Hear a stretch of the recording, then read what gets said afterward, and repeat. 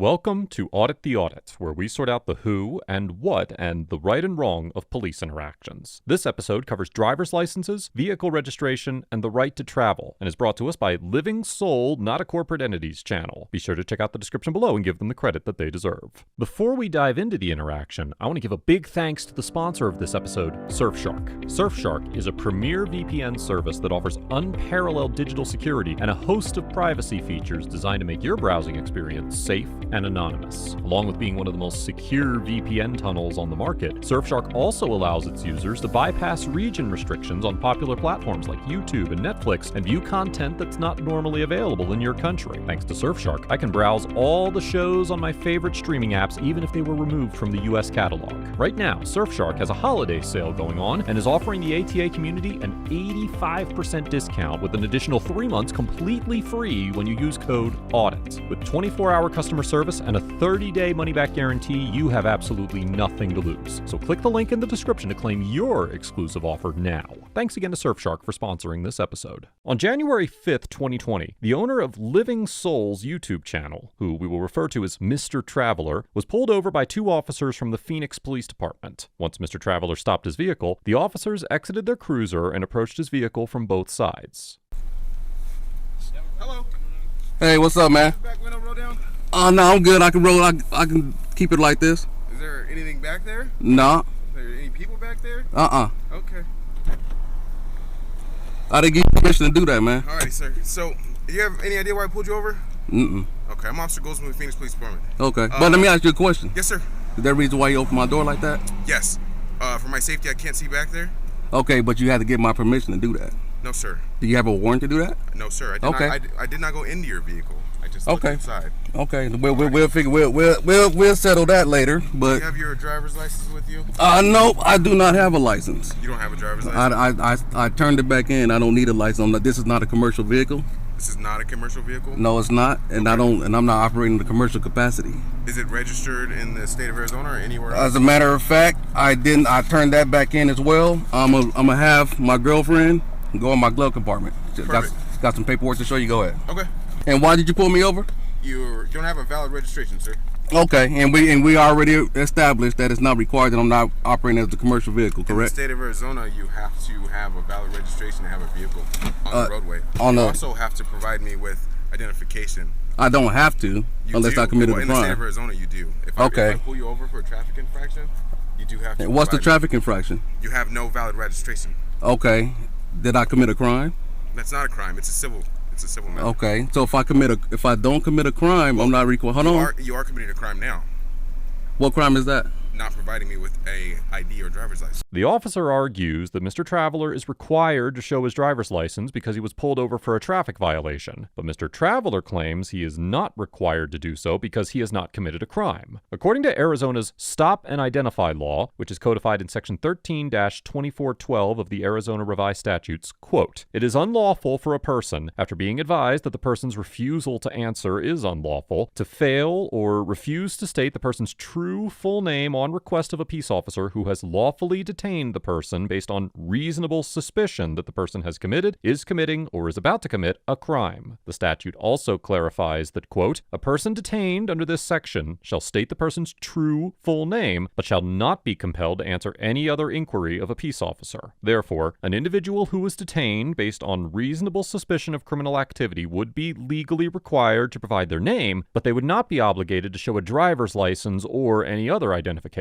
However, Section 28-3169 of the Arizona Revised Statutes mandates that, quote, "A licensee shall have a legible driver license in the licensee's immediate possession at all times when operating a motor vehicle," and that, quote, "On demand of a justice of the peace, a police officer, or a field deputy or inspector of the department, a licensee shall display the license." As the Supreme Court explained in the 1996 case of Wren versus United States, quote, "As a general matter, the decision to stop an automobile is reasonable where the police have probable cause to believe that a traffic violation has occurred. When a driver has been detained based on probable cause of a traffic infraction, an officer may engage in, quote, ordinary inquiries incident to the traffic stop, which the Supreme Court identified in the 2015 case of Rodriguez versus United States as, quote, checking the driver's license, determining whether there are outstanding warrants against the driver, and inspecting the automobile's registration and proof of insurance. The court maintained that these checks were reasonable because they, quote, serve the same objective as enforcement of the traffic code, ensuring that vehicles on the road are operated safely and responsibly. Based on this precedent, a court would almost certainly determine that Mr. Traveler was required to show his driver's license to the officer, as he was detained in a traffic stop based on probable cause that his vehicle was not properly registered. So a crime is when you injure someone.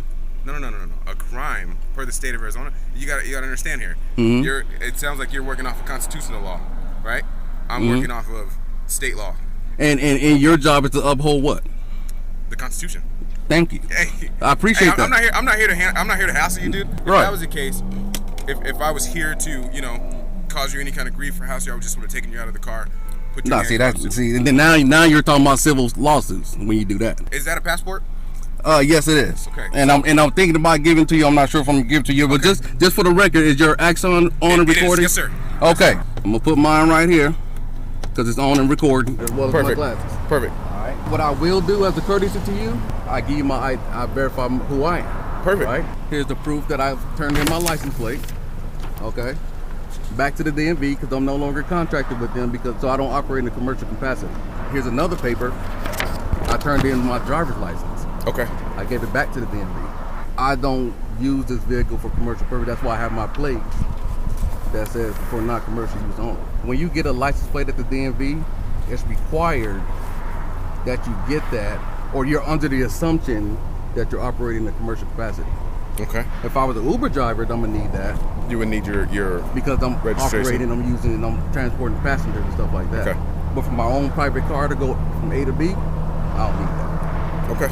Mr. Traveler explains that he has turned in his license plate, registration, and driver's license to the DMV, claiming that they are not required because he's not using his vehicle in a commercial capacity. Section 28-3151 of the Arizona Revised Statutes states the quote, "A person shall not drive a motor vehicle on a highway without a valid driver license." Mr. Traveler claims this statute does not apply to him because he's not operating his vehicle for a commercial purpose, likely relying on the definition of a motor vehicle located in Section 28-5201 of the Arizona Revised Statutes, which states that the term motor vehicle, quote, means any vehicle, machine, truck, tractor, trailer, or semi-trailer that is propelled or drawn by mechanical power and that is used on a public highway in the transportation of passengers or property in the furtherance of a commercial enterprise. However, it is critical to note that Section 28-5201 specifically states that the definitions included in the statute only apply to, quote, this chapter, referring to Chapter 14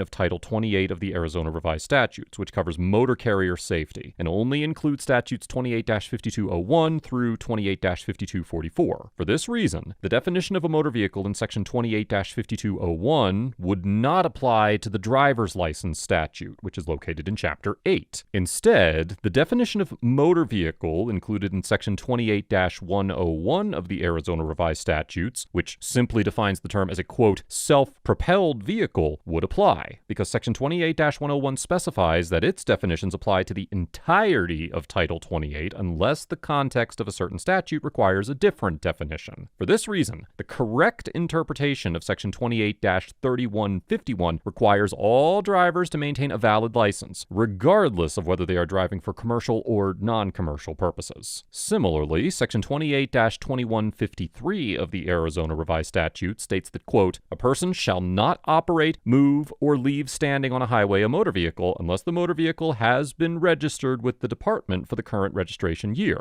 And Section 28-2532 states that, quote, a person who is the owner or operator of a motor vehicle that is not registered or does not display license plates for the current registration year and who operates the vehicle on a highway is subject to a civil penalty of $300. Given the unambiguous application of these statutes to Mr. Traveler, a court reviewing the situation would undoubtedly conclude that Mr. Traveler needed to have a valid driver's license, license plate, and registration in order to drive legally.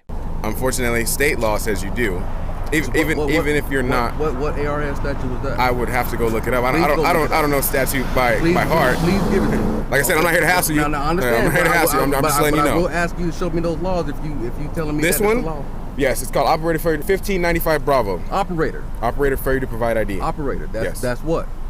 That's the transportation. You're operating this vehicle. I am not operating this vehicle. What are you doing in it? I am traveling in this vehicle. If you look up the Arizona Revised Statutes, operator says it's a person that operates a motor vehicle on the highway for commercial purposes. Okay. So an operator, like a bus operator, anything to do with traffic is commercial. Okay. Mr. Traveler claims that the driver's license statute does not apply to him because he is, quote, traveling in his vehicle instead of operating it commercially. As we discussed earlier in this episode, Arizona's transportation code requires all drivers, including non-commercial operators, to obtain a license before driving. While the Supreme Court held in the 1958 case of Kent versus Dulles that, quote, the right to travel is a part of the liberty of which the citizen cannot be deprived without due process of law under the Fifth Amendment. A state's right to regulate the use of motor vehicles within its borders has long been recognized as part of its so-called police power, as the Supreme Court determined in the 1915 case of Hendrick versus Maryland, quote, a state may rightfully prescribe uniform regulations necessary for public safety and order in respect to the operation upon its highways of all motor vehicles, those moving in interstate commerce as well as others. And to this end, it may require the registration of such vehicles and the licensing of their drivers. This is but an exercise of the police power uniformly recognized as belonging to the states, and essential to the preservation of the health, safety, and comfort of their citizens. In fact, courts that have reviewed arguments that licensing requirements interfere with an individual's right to travel have repeatedly rejected them. For instance, the Supreme Court of North Dakota held in the 1996 case of Bismarck versus Stewart that, quote, no court has ever held that it is an impermissible infringement upon a citizen's constitutional right to travel for the legislature to decree that every person who operates a motor vehicle on public roads must have a valid operator's license, because, quote, the legislature has the constitutional police power to ensure safe drivers and safe roads. Similarly, the U.S. District Court for Colorado determined in the 2012 case of Harvey versus Weld County District Attorney that, quote, it is a valid exercise of the state's police power to require all persons who operate motor vehicles on state highways to possess a valid driver's license, because, quote, the right to travel, like the right to free exercise of religion, is fundamental but not absolute, and, quote, requiring a driver's license is a reasonable and necessary regulation which does not offend due process. Because this legal principle is essentially undisputed, a court would almost certainly hold that Mr. Traveler was required to have a driver's license in order to drive legally, and that this requirement in no way unconstitutionally infringed on his right to travel. Well, I'm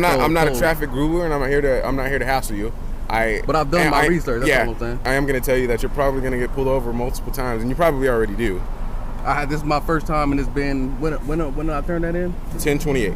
Highway Patrol in California got behind me, nothing. So you're the first, man. So congratulations. Okay. Well, I would have to read what operator says. I'm going to take your word for it. Oh. Because we have calls to get to, and okay. we're quite busy. Okay. I'm not here to hassle you and write you tickets and take you out of the car. Just letting you know that from what I operate by, this is not valid.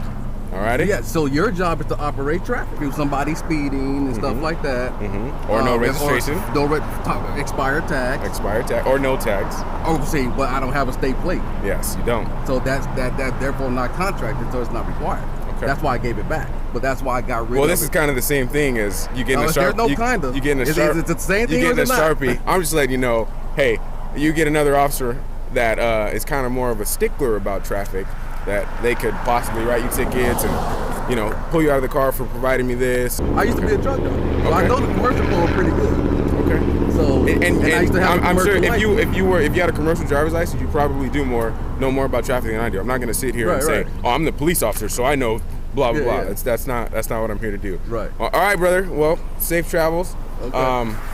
Just letting you know, you can possibly be pulled over again. Alrighty. I understand your curiosity, man. Hey, You're a citizen, guy. Hey. You uphold the Constitution today, man. I appreciate it. Yep, have a good one. All right. After discussing the situation with Mr. Traveler and attempting to warn him that he could receive a ticket in the future if he continued to drive without a valid driver's license, license plate, and registration, the officer allowed Mr. Traveler to leave without issuing any citations or official warnings. Overall, the Phoenix officer gets an A- for maintaining a professional and respectful demeanor throughout the encounter, demonstrating a tremendous amount of humility in his position as a police officer, and not unnecessarily escalating the encounter to a physical confrontation or an arrest. That being said, by letting Mr. Traveler go without even issuing a citation, the officer allowed him to continue in his mistaken beliefs about the law and exposed every other citizen on the road to the potential dangers posed by an unlicensed and likely uninsured driver. In general, state laws regulating the use of motor vehicles exist to ensure the safety of everyone on the road, and by allowing Mr. Traveler to continue to drive on those roads without a license or registration, the officer put other citizens at risk of injury and financial loss. It is a safe assumption that Mr. Traveler does not have auto insurance, as any legitimate insurance provider would require that an individual have a license and registration to purchase a policy, and uninsured drivers, particularly those who do not have the independent financial means to cover the costs of any accidents they cause, can cause significant financial loss to drivers who they're involved in a collision with, especially in a state like Arizona that does not require drivers to carry uninsured motorist coverage. While I admire the officer in this episode for his desire to prioritize serious crime over a traffic violation, I believe that failing to take any action to attempt to correct Mr. Traveler's illegal behaviors was an abdication of his duty to protect everyone else on the road. Mr. Traveler gets a C-